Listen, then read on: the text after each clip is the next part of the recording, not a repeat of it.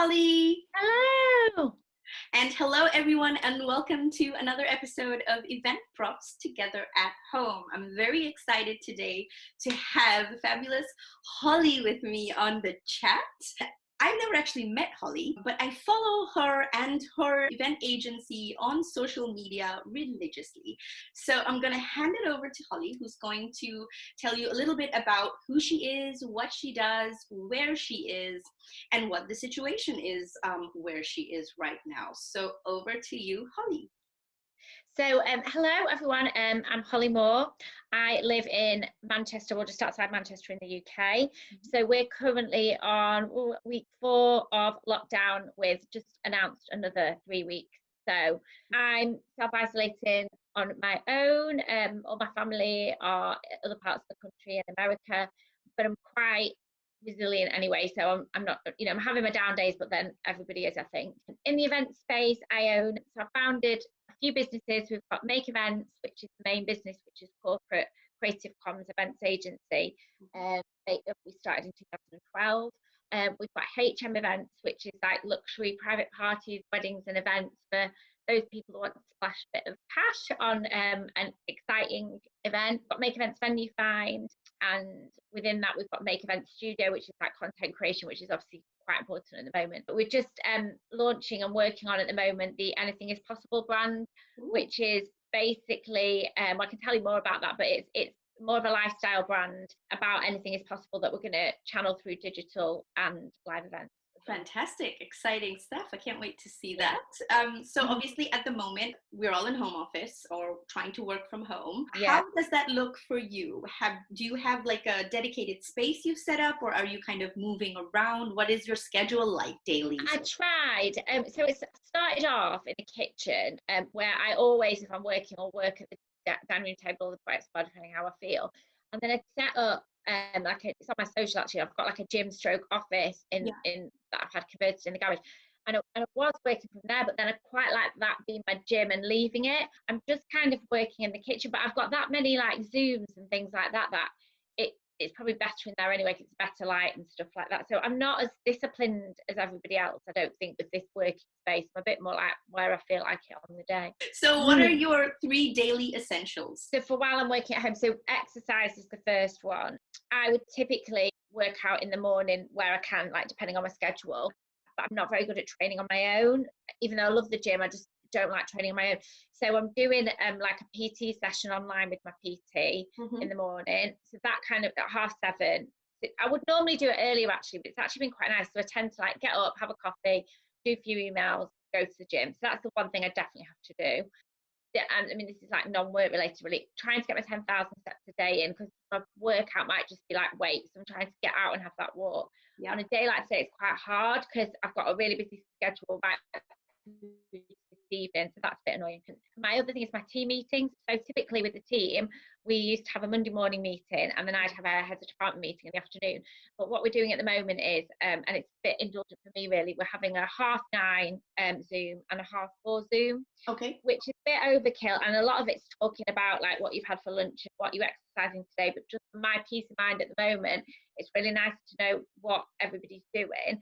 And also, I am on my own, it's nice to have that interaction, and it top and tails the day. So yeah, exercise, steps, and then this kind of structure to the day where I have to see the team at 9:30, I have to see them at 4:30. That's fantastic. In this time, in these few weeks that you've been in lockdown, have you come to some realizations about yourself at all? Yes, a lot. Yeah, I think that, and I've just done a talk on this actually. I think prior to lockdown, I'd been away and I'd been to LA to see Oprah Winfrey. It was like a big goal. Yeah. And prior to that, I'd felt like I'd lost my purpose a bit, and I couldn't work out what it was. In that I was like, what am I doing it for? I don't know what I'm doing it for anymore. I was in the nitty gritty too much, not doing everything that I love. And, it'd be like, oh, there'll be a networking event going on, and I'm sat on my emails, and I just didn't know. And I went to LA, I guess, looking for some clarity, but still didn't necessarily have that clarity. And then when we got back and this all kicked off, like literally, you have no choice to step into your leadership role, which I hadn't been in for a while. And I think I'd been managing, and that's not what I'm good at. I'm good at leadership. So if I take away all the negative and the horrible things that are happening outside of my four walls, for me, I've really stepped into my lane, and I feel like the team that I've got are just incredible. And the trust, we were saying this when the trust that we've all built up over the last 4 to 6 weeks, I mean, it will just never, that will never go wherever we are in the world. I think this bond that we've got. Absolutely. So and what it's allowed me to do, and again, I had a very frank discussion with the team this morning, is that, I've produced events for, God, however many years now. And actually, my passion now lies in growing the brands, having mentioned, the sub-brands that we've got. And I love client events, don't get me wrong, but I am now ready to step up because I want the team to step up, and the team deliver without, I'll get messages on LinkedIn like, oh my God, Holly smashed it again. I'm like, no, it wasn't me. It wasn't anything to do with me. It's all the girls, or the guys or whatever. So it's made me realise, I think I was scared of saying what I now really want, because I was worried that clients would think I don't care, or the team would think I'm lazy or can't be bothered. That's like my own issue, my own self criticism. Yeah. And I feel that in this situation, because you've got this pause, I don't want it to go back to how it was. So I need to start pursuing my dreams, which will make me happier, which will make business better, and it'll make the team happier because they've built the trust to be able to go away and do what they want to do. And I've also realised, wittering on now, I've always had like a nice home in terms of like aesthetically, like, because I do events, I love making space look nice. Yeah. But have I created a home? I probably haven't, because I've always put work first. So, oh no, I can't cook a meal, I'll just have Marks and Spencer's because I could do my emails, or if I could delegate something, I'd delegate it. And actually, the simplest things that I've had to do for myself in the last month, like building a chair, standing a bench, cooking a meal, I've got so much pleasure out of. And I don't want to go back to filling every little gap with work. I think I'd be more productive to contain that in a set period of time, and do some other stuff around it. So achieve more of a work-life balance, or a work-home. Yeah, and I know everyone says that, but I'm very like, have you ever seen that video my friend sent it me the other day, where you've got the jar with all the rocks, so you can fill the jar up with all the rocks, the big jar, then you can fill it up with the pebbles and the sand. That is me all over. If I can fill a gap with something to do, that is what I will do. Then I think that those times that you feel are not that productive, because you stretch things out. So yeah, I do you know what I do think, and I hope we all do this, I think we can't go through this experience and not change in some way. And I would be annoyed of myself if I let myself go back to my old ways. I always need somebody to be accountable to not do that. Yeah, no, I completely agree with that. And I think we're all going to come out of this changed in some way. And I do think it will be for the better. I hope so, yeah. Yeah, I do. So, I mean, it might not be a business related better, but I think from a personal standpoint, it will be something good that would have changed internally for the better. Yeah. So what are you then doing? Obviously, you are a fitness buff, but what are you doing specifically from a wellness perspective, both physically and mentally? Yeah, so I think fitness speaks for itself, and and I've made no bones about it. So it is aesthetic, not just mentally, like I am vain. Yeah. And then from the other point of view, so I've talked about it quite a lot. I used to have OCD. I've not had it for like 9 years, but I still see the psychologist that treated me at the Priory probably like every 3 to 6 months. If I'm going through something like life-changing, like I went through a divorce 2 years ago, so it was really important for me to navigate that with someone that understood my background. And touch wood, like any personal experiences I've had in the last 2 years, I haven't challenged my mental health at all. I'm actually really, really mentally strong. But it was important to me to be able to have that dialogue with him during lockdown. So we've had 2 sessions like this, and his advice to me was that he basically said, I'm sure this, and if everyone could understand this situation will challenge anybody's mental health, but it will particularly challenge people that have had mental health issues. And we're starting to see that in the UK at the moment in the news and stuff. And not only the people in lockdown, think of all the people on the front line that are witnessing what's, the deaths and the way that is happening. There's going to be a lot of post-traumatic stress. So he's basically given me his guidance on how he thinks I can maintain my mental health during this time. So that's been important. So yeah, the fitness. The other thing is So I'm very all or nothing. So I was like, not going to drink through the whole of lockdown. And then my sister said to me, like, why would you do that? Because you can have a nice meal planned or whatever. So I'm trying to just have a drink at the weekends. Okay. And so I've got my fridge stocked with like my non-alcoholic beers, just because it would be too easy just to have a drink. That's important. And then just like cooking and being healthy. So I haven't stocked up with like loads of chocolate and cake and all that, because I would just like binge eat it. Yeah. So trying to, and you probably know this, we go out, don't we, so much with work, out meals and things like that. And even when you're being healthy, it's probably not that healthy, because the salad's probably got like all this on it. So kind of taking advantage of the fact that I can actually cook my own nice meals at the moment, which is nice. So yeah, food, probably not drinking enough water, but food, exercise, still seeing the psychologist, and yeah, like try not to drink.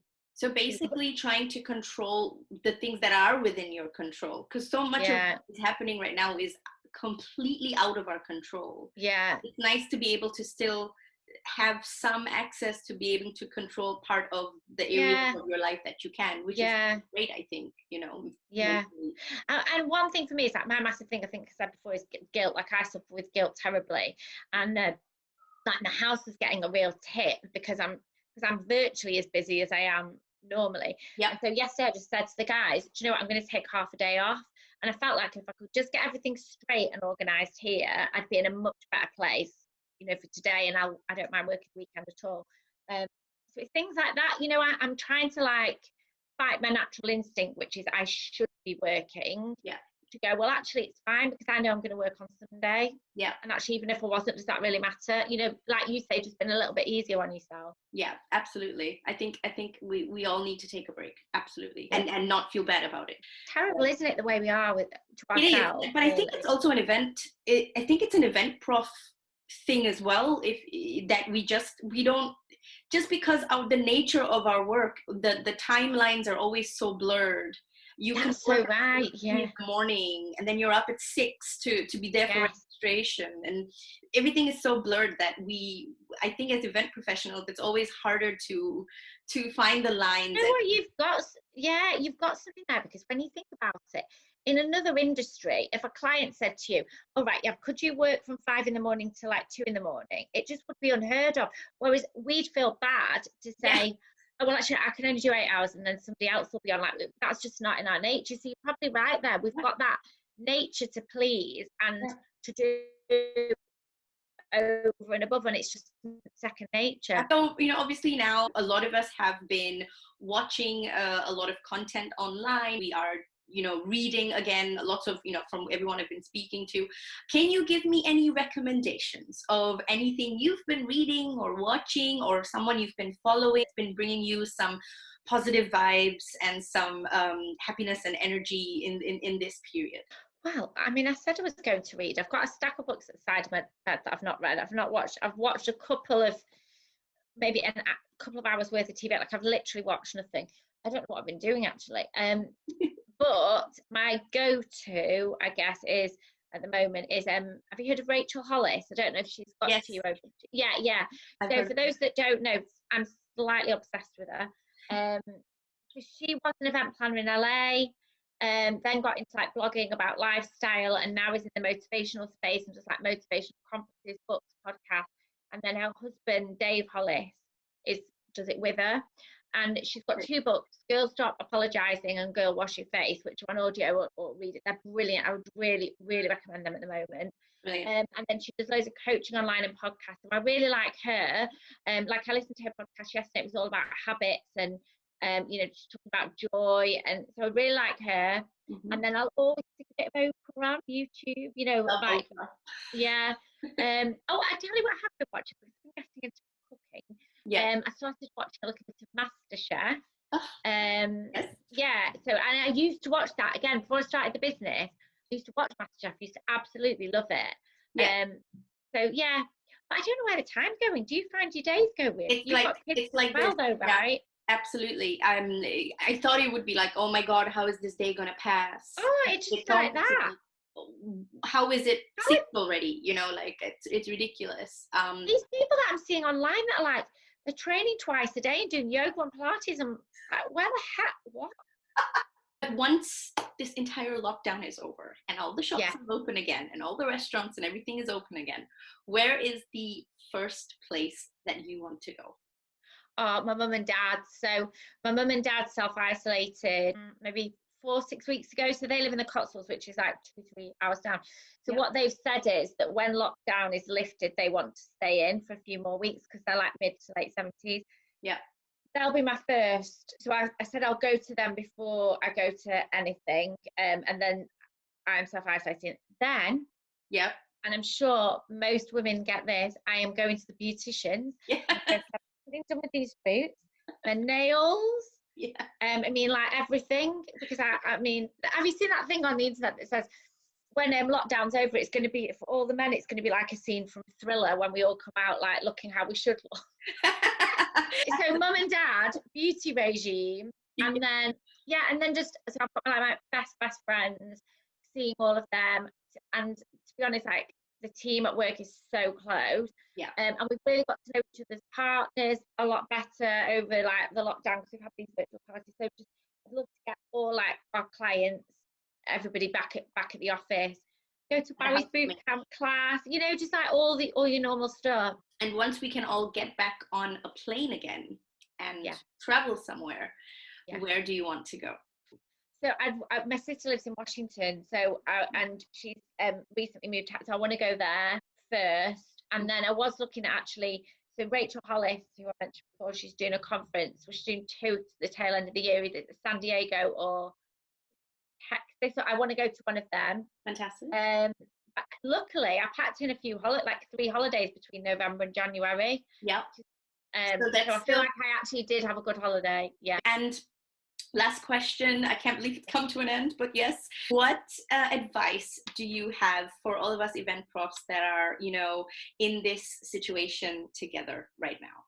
So I can only, and this will probably sound a bit left field really, but I think I had a wobble last weekend because I thought, as we were talking before we went live, you know, what is the face of the industry going to look like? Our businesses, depending on what space you work in, rely on X amount of people, shoulder to shoulder, in a confined space, essentially.